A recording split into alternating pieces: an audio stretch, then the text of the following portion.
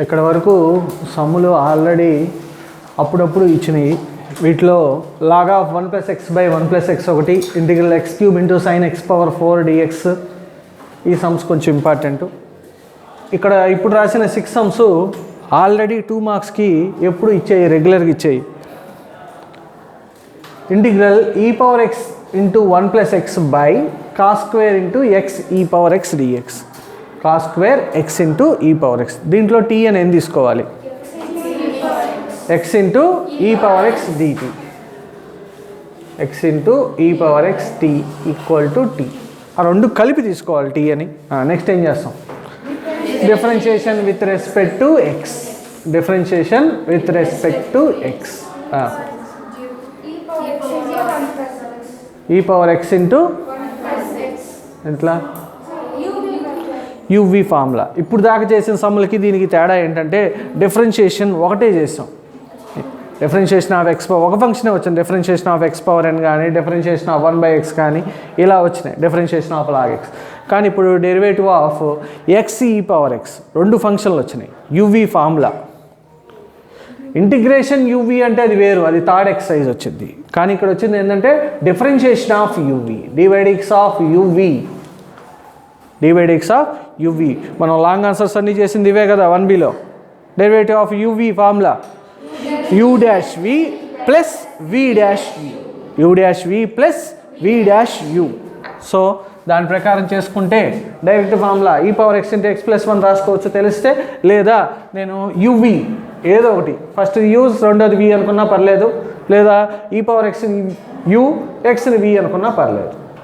ఇంటిగ్రేషన్లో వచ్చేసరికి uv అనేది జాగ్రత్తగా తీసుకోవాలి, ఏది ఈ ఫస్ట్ ఫంక్షన్ ఏది సెకండ్ ఫంక్షన్. కానీ డిఫరెన్షియేషన్ చేసేటప్పుడు ఏం జాగ్రత్త ఏం పడాల్సిన అవసరం లేదు, డైరెక్ట్గా ఏ ఫంక్షన్ ఏం పర్లేదు. uv u'(v) xకి డిఫరెన్షియేషన్ 1 × e⁴x ప్లస్ x × e⁴xకి డిఫరెన్షియేషన్ e⁴x.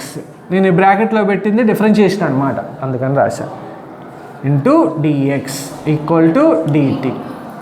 రేపు ఎగ్జామ్లో రాసుకునేటప్పుడు ప్రాక్టీస్ చేసేటప్పుడు ఈ స్టెప్ అక్కర్లా, మీరు డైరెక్ట్గా ఇది రాసేసుకోండి. e⁴x కామన్ తీసి e⁴x × 1 + x dx = dt, e⁴x × 1 + x dx = dt. e⁴x × x + 1 రాయొచ్చు కదా. 1 + x ఎందుకు రాసామంటే పైన 1 + x లాగా ఉంది కదా, అందుకని రాసుకుందాం. వాడు ఎలా ఇస్తే ఆ ఫార్ములా వచ్చేటట్టు చూసుకుందాం. e⁴x × 1 + x dx = dt. మొత్తం మార్చేద్దాం. ఇంటిగ్రల్ e⁴x × 1 + x dx ప్లేస్లో dt 1/cos² t × dt, 1/cos² t dt. Integral 1/cos² t integration, integral 1/cos² xకి ఇంటిగ్రేషను tan t. cos² tకి డైరెక్ట్గా లేదు, 1/కి ముందు సీకెంట్లోకి మార్చుకోవాలి, అది 1/, ఉంది కదా. So integral sec² t dt, integral sec² t dt that equal to tan t plus c that equal to tan of x × e⁴x plus c. Most important 2 marks problem ఇది. Next integral e⁴x × sin of e⁴x, e⁴x × sin of e⁴x. So put ఎంత?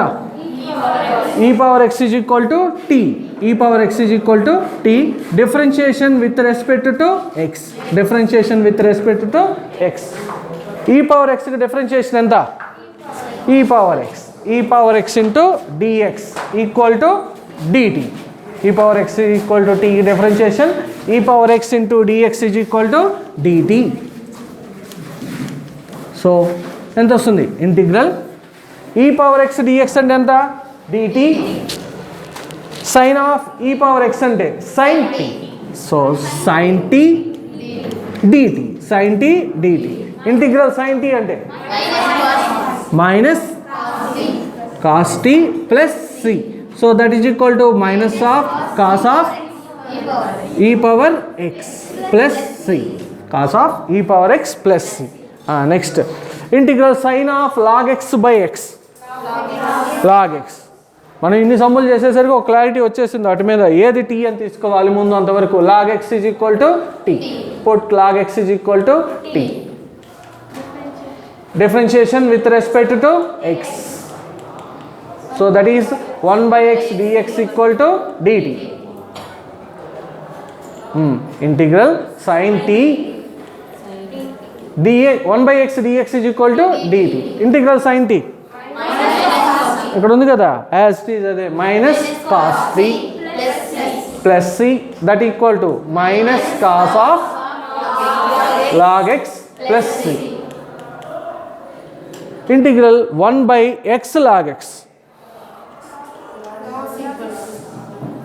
ఏది t అని తీసుకోవాలి, log x తీసుకోవాలా, 1 by log x తీసుకోవాలా, 1 by x తీసుకోవాలా, x log x తీసుకోవాలా?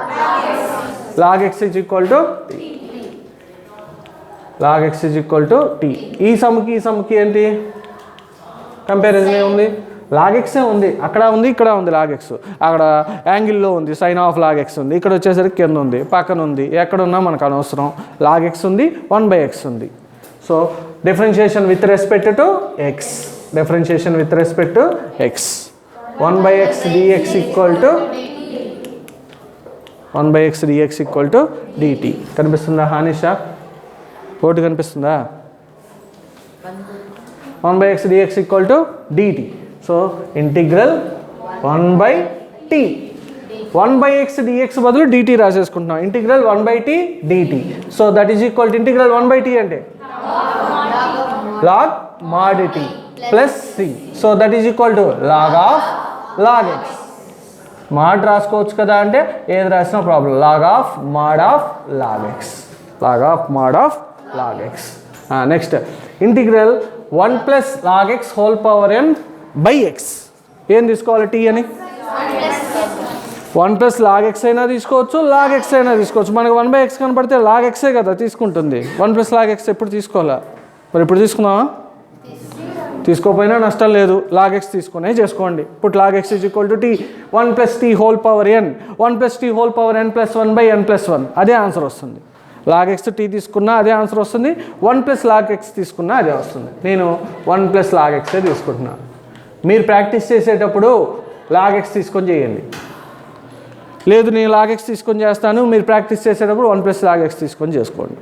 ఏది తీసుకున్నా రెండిట్లో ఏది తీసుకున్నా అదే వస్తుంది. 1 plus log x equal to t, differentiation with respect to x. log x తీసుకుంటే 1 by x dx equal to dt అని రాసుకోవచ్చు, కానీ 1 plus log x రాసుకునేటప్పుడు 0 plus 1 by x రాయాలి, లేదా 1 by x dx. అడిగేది ఏమి ఉండదు, 0 ప్లస్ రాయలేదు అంతే, 1 by x dx equal to dt. So that is integral t power n into dt. Integral t power n, t power n plus 1 by n plus 1 plus c. So that is equal to 1 plus log x whole power n plus 1 by n plus 1 plus c. Next cos of root x by root x. ఏం తీసుకోవాలి అంతేనా? Cos route x తీసుకోవాలా, root x తీసుకోవాలా, 1 by root x తీసుకోవాలా? Root x తీసుకుంటే ఏమొచ్చింది, root x తీసుకుంటే ఏమొచ్చింది, రూట్ x వచ్చింది. Root x is equal to t, differentiation with respect to x. Root xకి డిఫరెన్షియేషన్ 1 బై 2 రూట్ x కాదు కదా, ఎంత రూట్ x అంటే x power 1 by 2, x power 1 by 2 అంటే 1 by 2, x power 1 by 2 minus 1, x power minus 1 by 2 అంటే 1 by 2 root x, అదే కదా. అలా కన్ఫ్యూజన్ ఇక్కడ. Integration of 1 by root x, integration of 1 by root x, 2 root xకి differentiation 1 by root x, అదే కదా వస్తుంది. So that is dx is equal to dt. అటు మనకు అక్కర్లేదు కాబట్టి ఇటు తీసుకొచ్చేసి 1 by root x dx is equal to 2 dt. So that is integral cos t 1 by root x dx ప్లేస్లో 2 dt. సో 2 బయటికి నెట్టేస్తాం, 2 into integral cos t dt. Integral cos t అంటే మైనస్ సైన్ టీనా సైన్ టీనా, sine t plus c. So that is 2 sine of root x plus c. కానీ complete.